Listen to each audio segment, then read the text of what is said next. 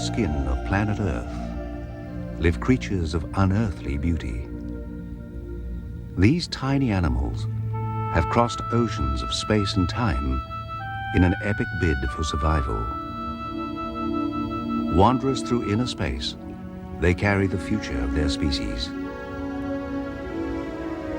On their odyssey, they have faced extinction and awesome planetary force.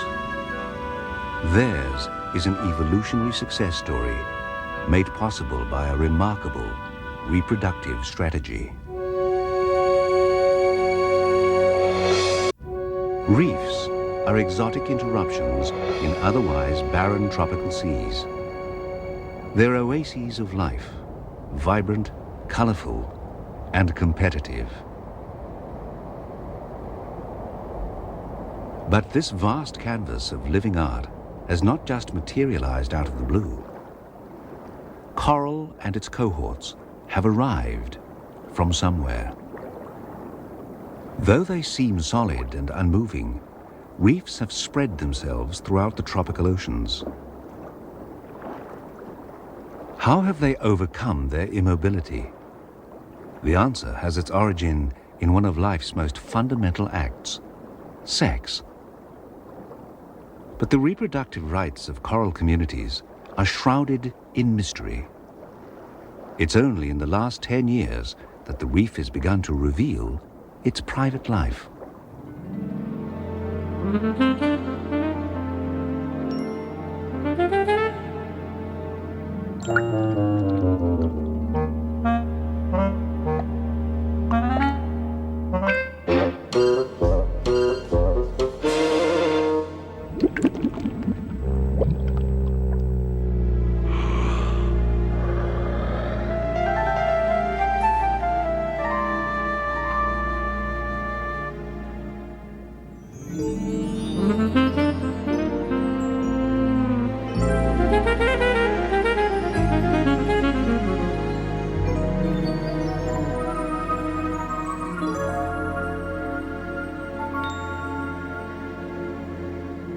For animals, sex is a fact of life. But for the rocks of the reef, a sex life would seem out of the question.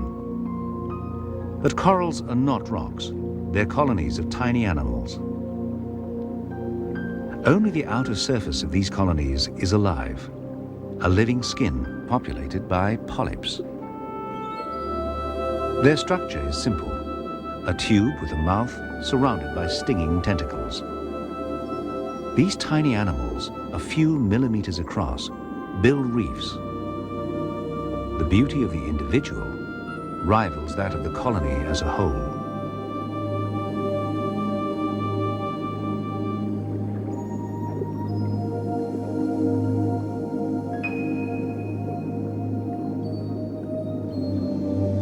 A single pioneering polyp clones or buds itself endlessly to produce a colony of hundreds, even thousands of identical individuals. In theory, a polyp could live forever this way, unchanging and unmoving. But change and mobility are essential to all species. On the reef, sex achieves both in one elegantly simple solution. It's a brief extravaganza, cued by the summer moon. For the rest of the year, the priority is coping with life's demands.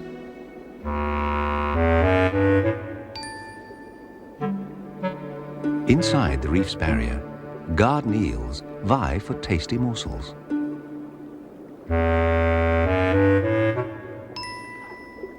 They inspect drifting particles. Some are food, some just broken parts of other reef creatures. But in the quiet lagoon, every particle is inspected by somebody.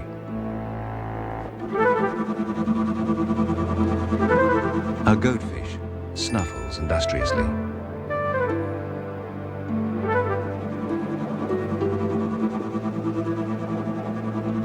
Within a self-made sandstorm, it feasts on small worms and mollusks, which it locates using sensitive barbels.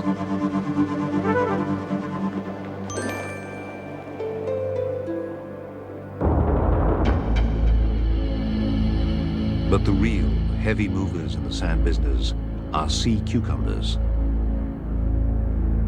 The basic design is a long hollow tube that creeps around the lagoon floor. They push sand in one end and out the other.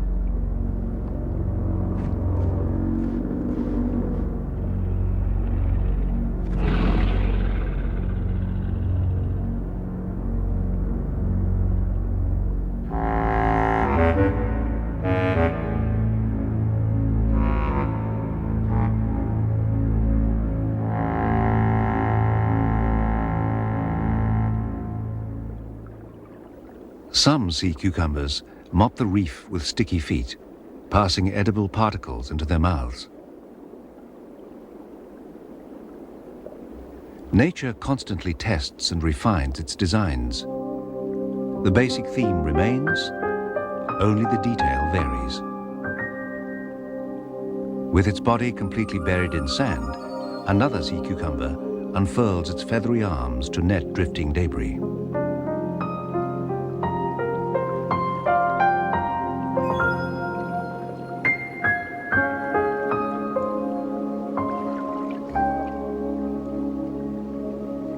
Every particle of sand in the lagoon was once part of the animals and plants that make up the reef.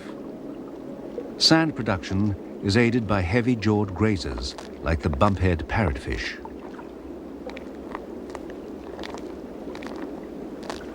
Moving in herds like buffalo over the reef, they bite off pieces of coral, crush it to powder, and leave clouds of new sand in their wake.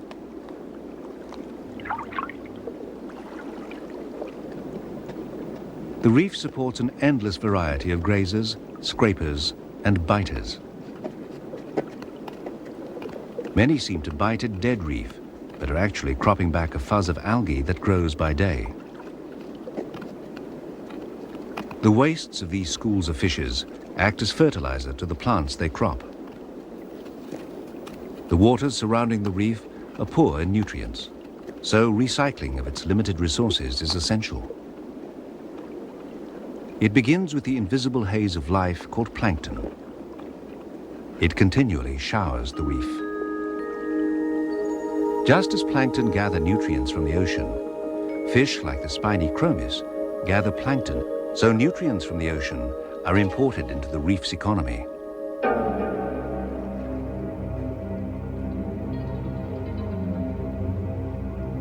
Poised like ghostly daggers, barracuda cruise the coral fringe. They are after more than planktonic prey. These larger predators are drawn to the rich life of the reef.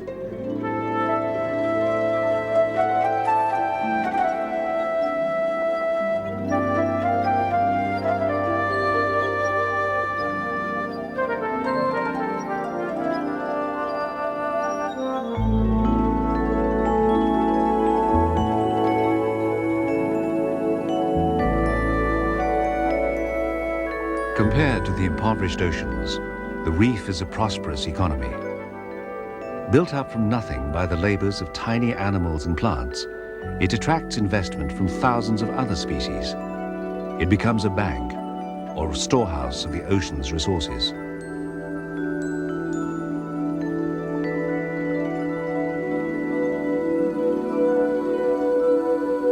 But some creatures are a storehouse in themselves. A sleek manta ray wings its way through the late afternoon. It owes its huge bulk and wingspan of 5 meters to the millions of minute plankton it sieves from tropical waters.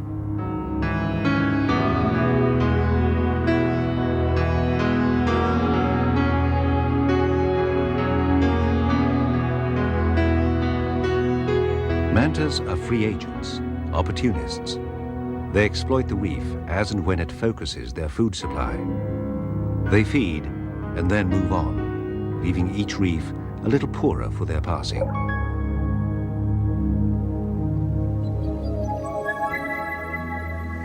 The blubber jelly voyages at the whim of wind and tide, feeding on plankton as it drifts.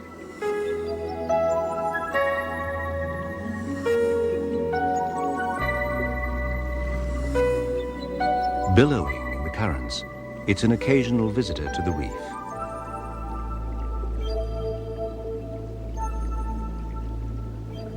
Like all jellyfish, it's a free-living relative of the unmoving corals on the reef below. Building on the skeletons of others, hard corals extract calcium from seawater.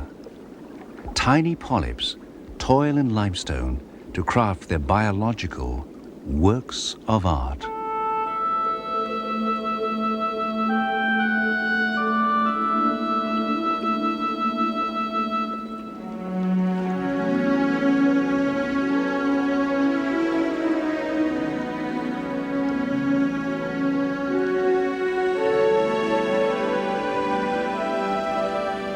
From the hard coral foundation has arisen a rambling architecture. This ever-expanding labyrinth has another dimension. It creates living space for related corals.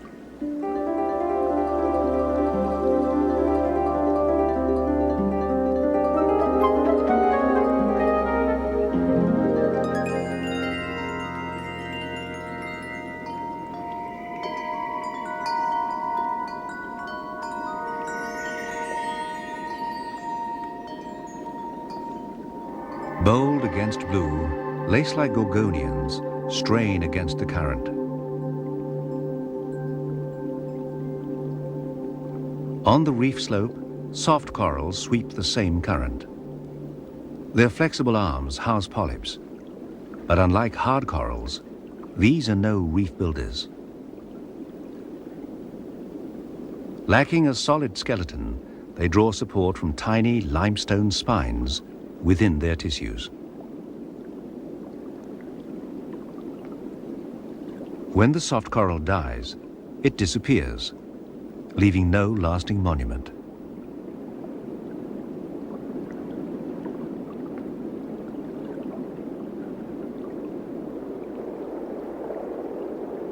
Reef plants appear to be just as ephemeral, but their role is fundamental.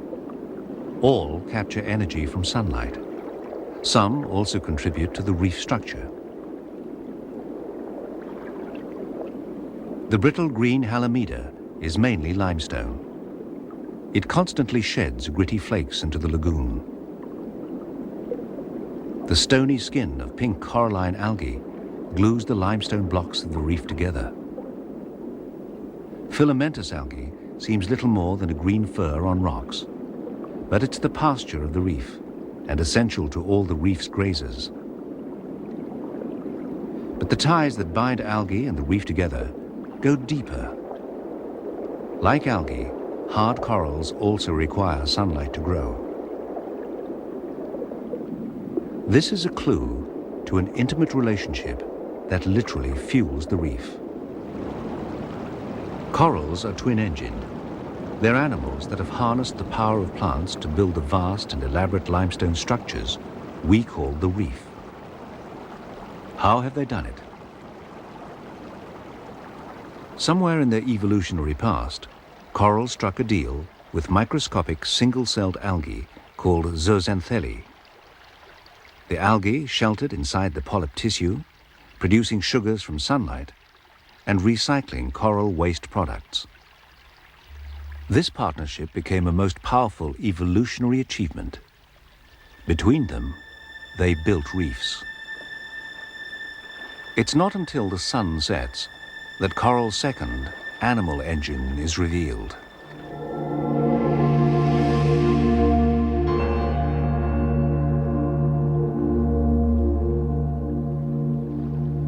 As darkness falls, plankton begins its nightly ascent into the waters surrounding the reef.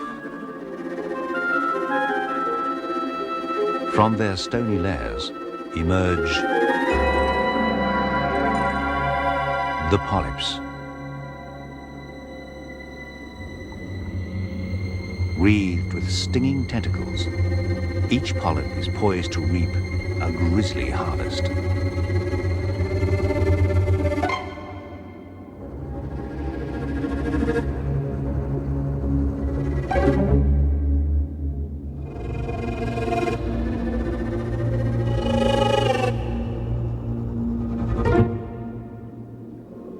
Other members of the night shift emerge to feed. Feather stars take up strategic positions in the current. They sieve plankton and particles with their arms.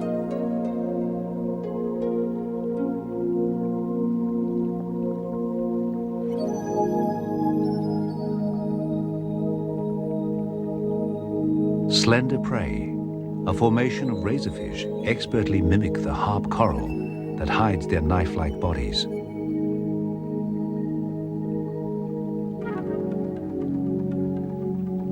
A chaotic ball of eel-tailed catfish swarms in mid-water between feeding. Lagoon sands below them are loaded with hidden delicacies. These miniature catfish scout for their supper in rank and file, aided by sensitive chin whiskers.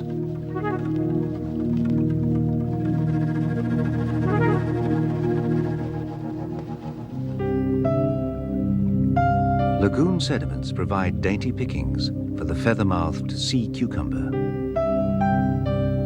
Little more than an elastic tube filled with water, it delicately wipes each feathered finger across its mouth, collecting food along with sand.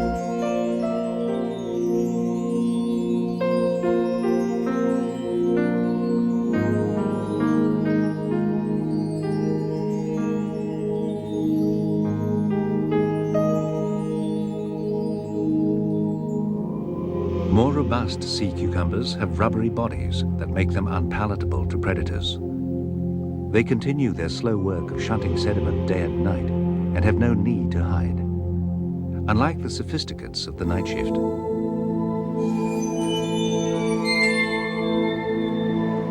A hunter by night, an octopus is able to change both color and texture.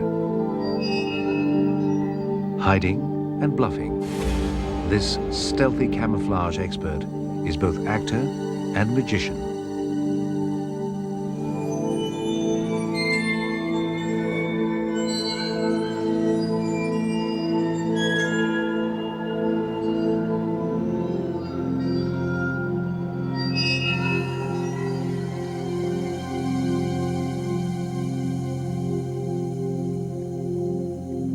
Its relative, the cuttlefish, shares the octopus' talent for lightning color change.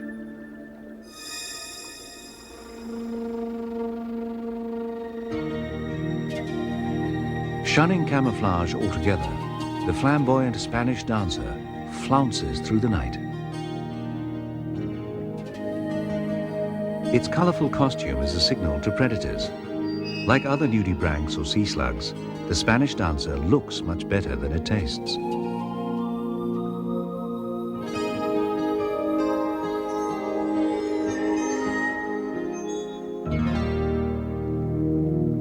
Overcome by darkness, parrotfish retire into the fabric of the reef.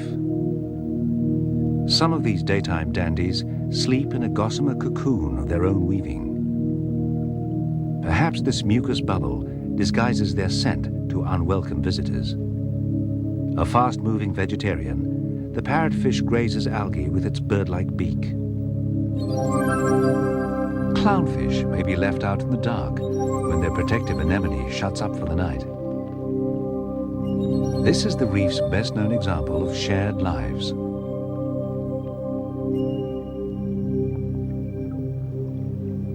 The reef is a multi-layered organization, and its inhabitants have perfected the art of living on and in each other. Liaisons are everywhere, but some may be hard to find. An ornamented anemone harbors color-coordinated shrimp. Competition for the reef's limited resources is tough. When citizens live together, there are winners and losers. The blood-sucking fish louse has a one-way relationship with its suffering host. Even corals are not exempt from exploitation by others. Down among the valleys of the polyps lies another world, a world that's never been seen.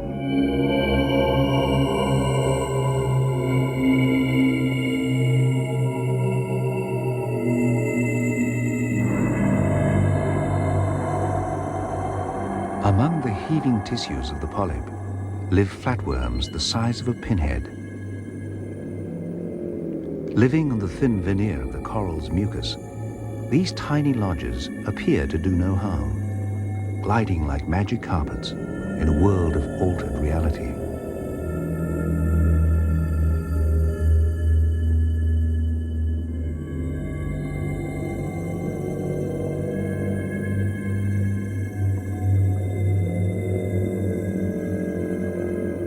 On the reef, every opportunity has been investigated.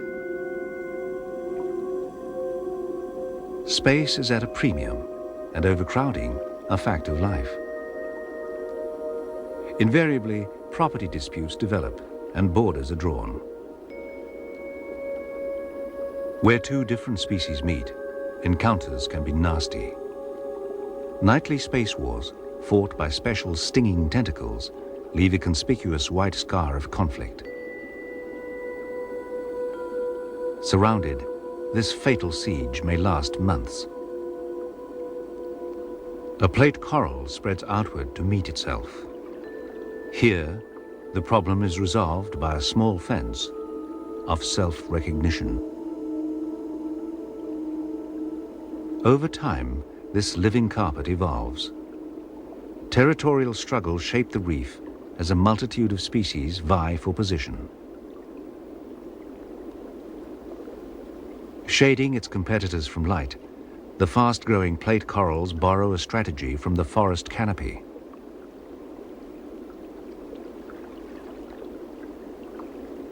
Other inhabitants can neither outgrow nor outsting their competitors.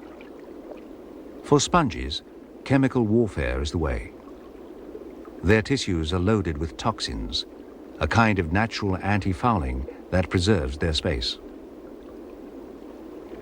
Just as space invaders are part of life, so too are space makers.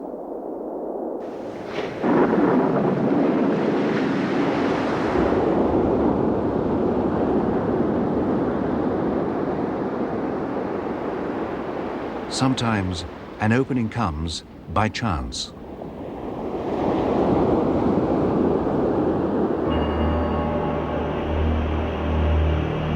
Storms and ocean swells damage the reef, tearing long-lived corals from their foundations. But not all space is created by the elements. The crown-of-thorn starfish, a coral predator, opens up new territory with each meal.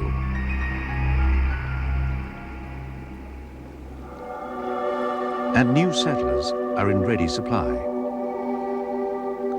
Out of the blue curtain of distance, the currents propel a sea full of eager immigrants, a multitude of microscopic larvae. This humble being, covered with beating hairs, is the beginning of a new coral. Equally disguised, a larval sea urchin is a long way from its final form. Even the giant clam begins life microscopically. All reef larvae are designed to voyage in the plankton. To become citizens of a reef, they will need to take on their adult form, but first, they must find a safe place to settle.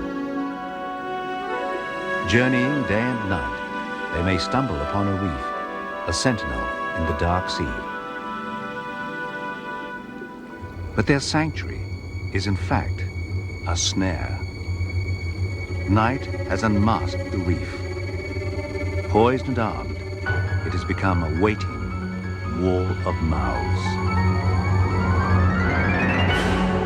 The graceful gorgonian is now a web of death, its animal nature revealed. Thousands of tiny polyps wait outstretched.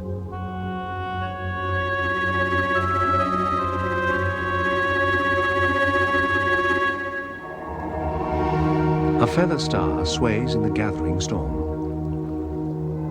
A million mouths wait in silence for the microscopic voyagers to blunder their way into outstretched arms.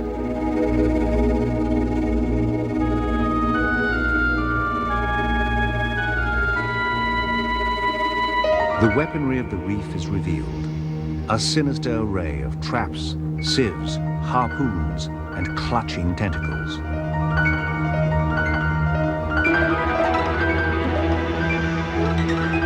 The methods may vary, but the final sentence will always be the same. And night after night, this random microscopic rain falls.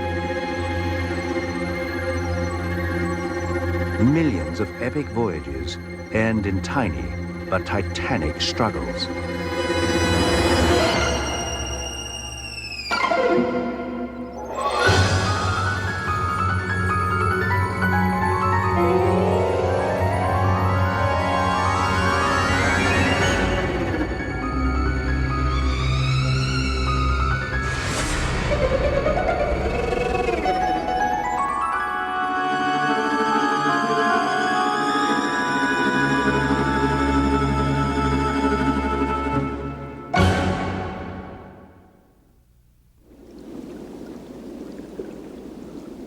Despite huge losses, some larvae survive their perilous voyage and settle. They grow to become solid citizens of the reef, joining the wall of mouths and waging space wars with each other. This endless lottery of settlement and survival weaves a visual tapestry of species, color, pattern, and form.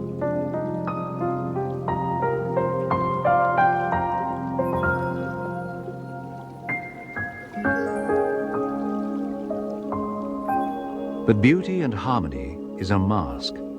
It hides chaos and competition. Reef society is shaped in a war zone of relentless conflict.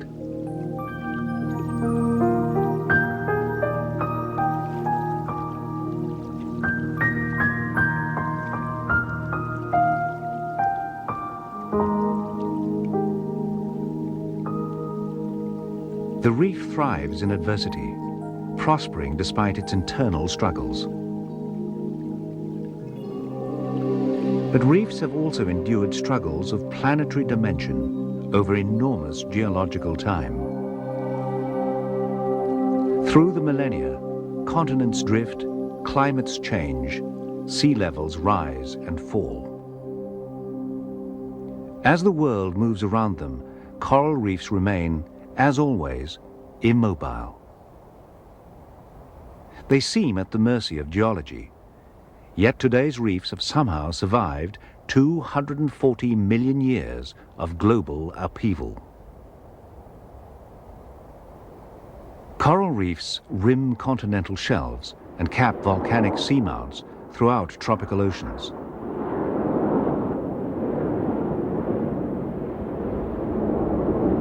But once, reefs lived in an ancient sea called the Tethys. It lay between two supercontinents, which split apart, causing Africa and India to drift northwards. The broad Tethys Sea, evolutionary home of modern reef animals, was squeezed out of existence. Over millions of years, it became a war zone of continental collision, earthquakes, and sea level change. And the animals evolving here came under siege.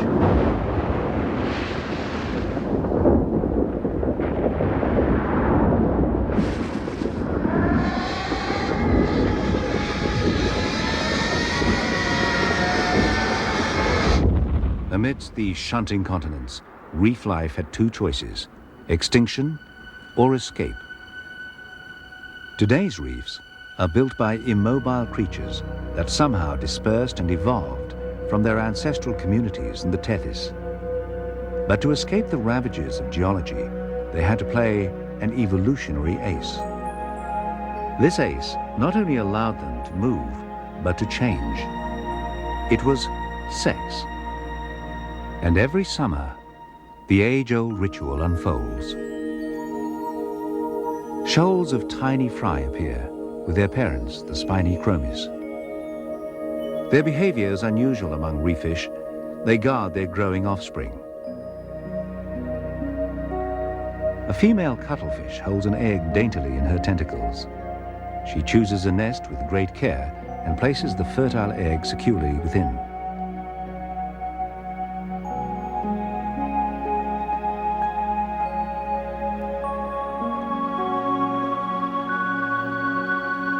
But despite her plump maternalism, this is the extent of her parenting.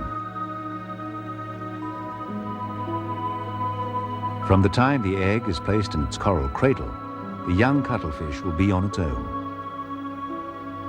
This careful handling of individual eggs requires more time and effort than most other reef dwellers invest.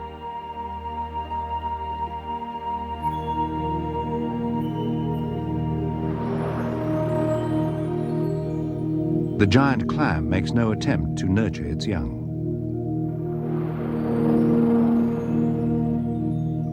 However, it does invest enormous energy, producing and broadcasting many millions of eggs and sperm. With each mighty contraction, the waters of the lagoon turn milky.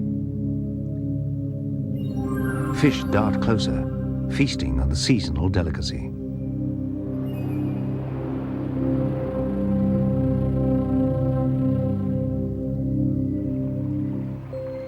Other, perhaps more prudent species will wait for dusk before they begin to spawn.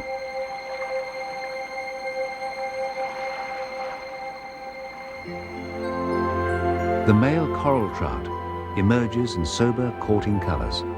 With his tail flagged black, he patrols his territory. Females are lying low on the reef, their swollen bellies heavy with eggs. Concealed in the watery twilight, they await the male's advances.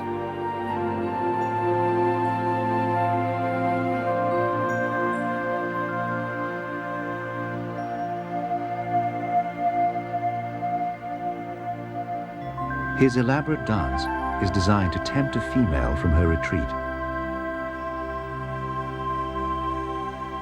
Reluctantly, she leaves the reef's protection, encouraged by the ardent male. The climax of their courting ritual is a spawning rush, a split second when eggs and sperm are released near the surface, leaving the future to chance once again. As summer waters warm, other biological clocks are ticking. The reef below begins to stir. Cued by the full moon in November, countless coral polyps bulge. They are ripe with packets of egg and sperm that have taken months to prepare. Their time has come.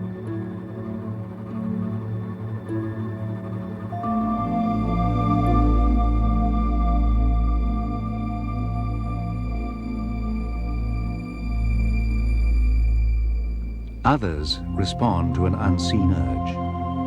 Crown-of-thorn starfish begin their slow creep to high points on the reef.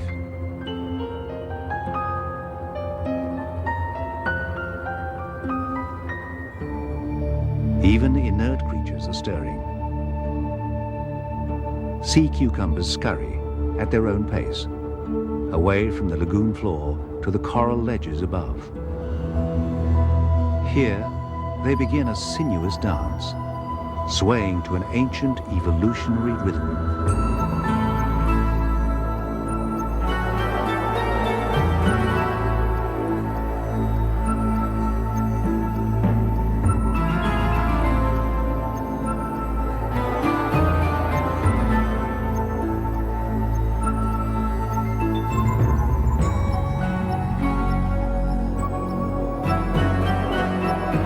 Even the fragile feathermouth rises to the occasion. This is an event too compelling to miss.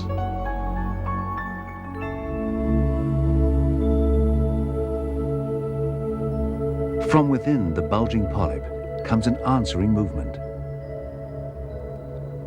building to a slow spiral as each puts the finishing touches to its precious bundle of eggs and sperm. This living jewel is the coral's passport to mobility.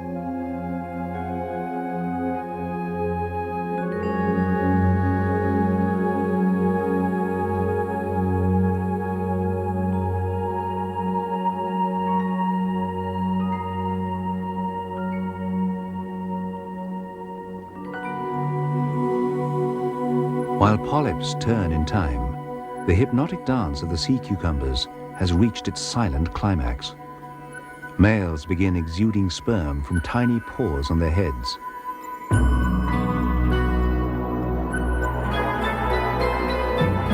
They rear and sway to scatter their sperm throughout the lagoon, perhaps to meet the eggs released by females.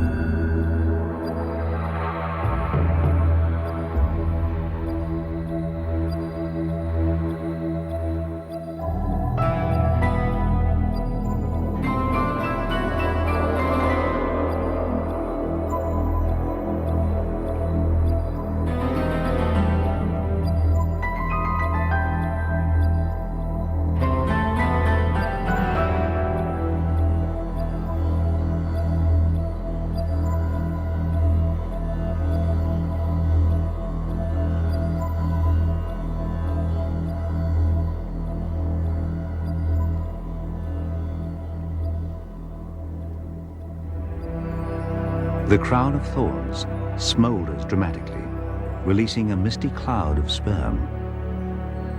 It drapes itself across coral that would normally be its food.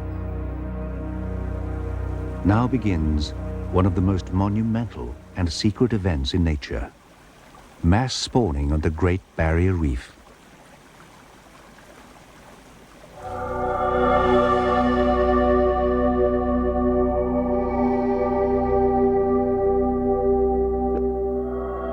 In unison, polyps pucker and propel their fragile spheres into space. Locked in limestone, they cannot move to mate. Instead, they reach out to each other with tiny voyaging probes.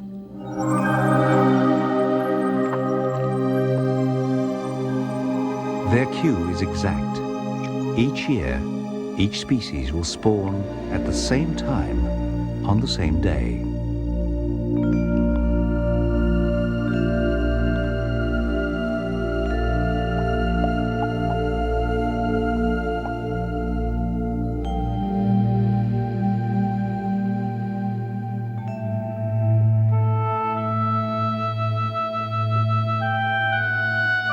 We are privileged to be spectators as the reef stages this unearthly performance. Each night, for a week, following the full moon, the intensity builds. New species adding to the growing curtain of new life. Along 1,200 kilometers of the northeast coast of Australia, countless millions of polyps spawn in unison.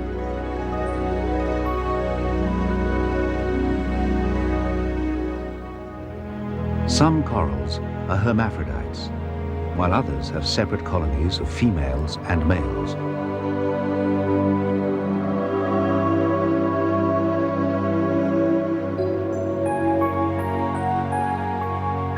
Whatever their sex, each has its own pace and style.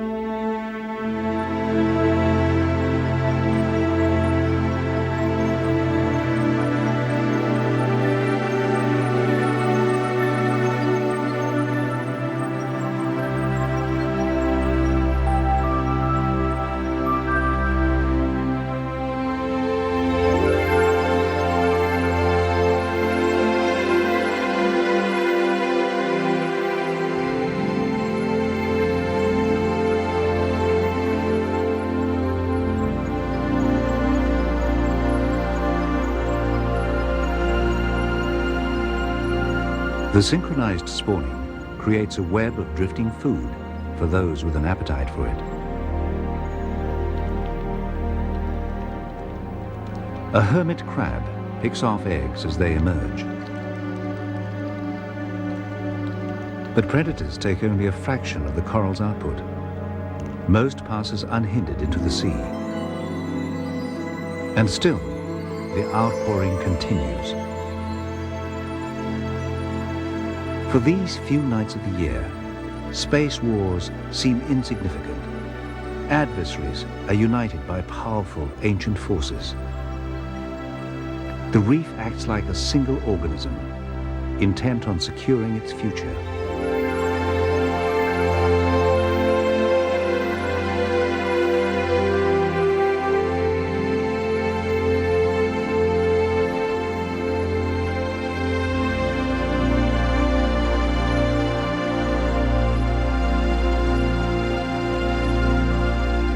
Living rocks erupt in a frenzy of color and movement, but the climax is yet to come.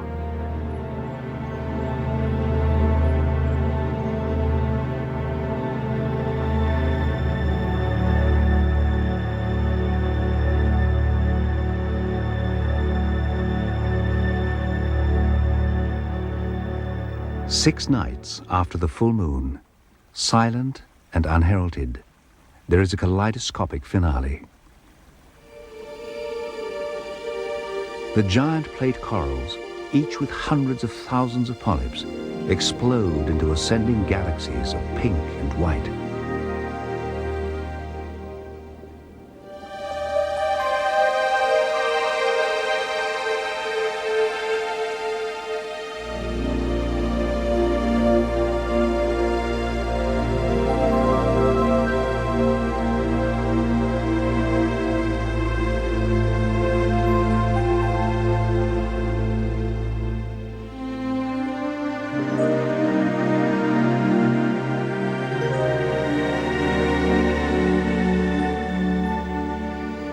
The sea is now a soup of colored eggs against the black depths.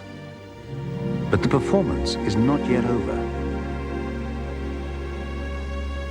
Incredibly, there is one final encore.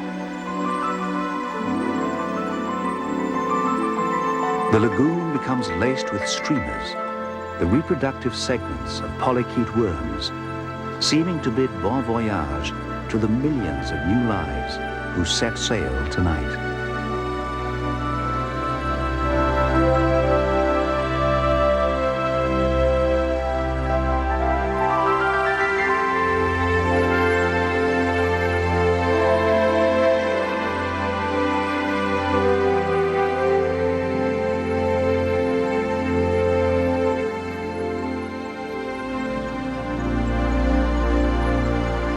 As the frenzy of release subsides, the tide plays its part in the completion of the night's magic. The moon stills the restless sea as egg and sperm bundles rise to the surface. Somehow, in this vast and chaotic scramble, the right egg and right sperm will meet, fertilize, and develop.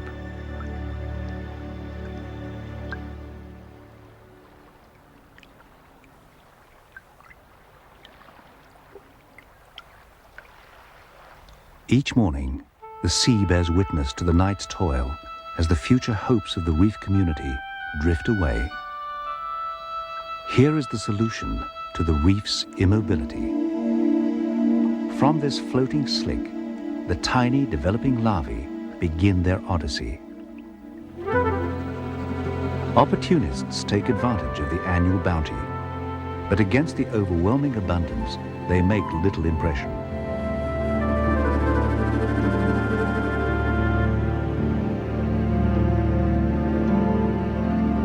However, in the vast ocean, this ribbon of new life will remain vulnerable. As plankton blooms around the spawning raft, more opportunists gather. Larvae may end their journey on the stinging tentacles of a jellyfish, or engulfed by the ballooning jaws of marauding manta rays.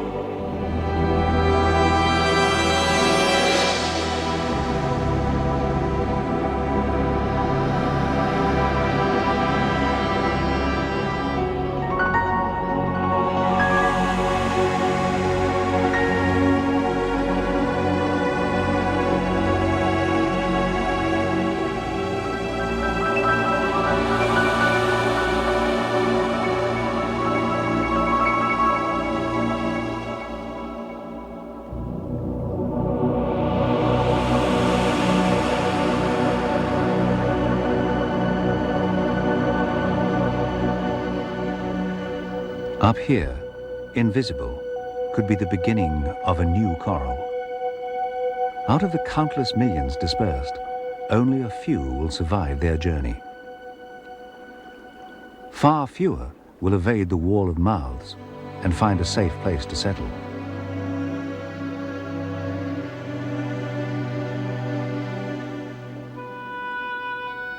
But despite incredible odds, the survival of just one coral larva is enough.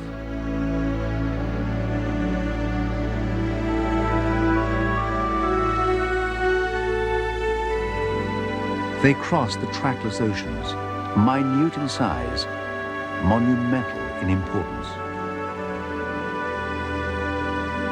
Time will see their strategy prevail. Even the perilous flanks of an active volcano may be journey's end. Having crossed ocean wastes as an invisible mist in the plankton, coral larvae settle to found a reef. Its volcanic support will subside, but once established, a reef outpost will build and maintain itself, gathering the rare larval voyagers over time. Each new atoll is a stepping stone to the next. In this way, corals have marched through time and great ocean distance. They have established collections of living art in the galleries of empty oceans.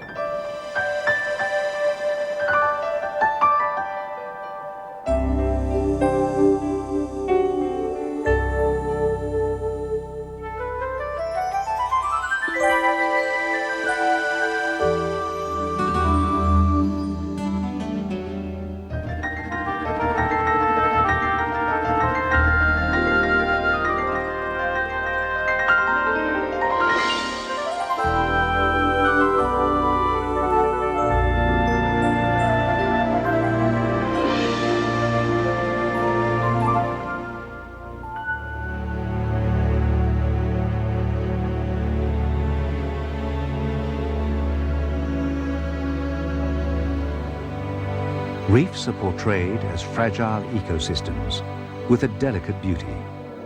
And yet, they're robust enough to have survived millions of years of fierce competition and planetary upheaval.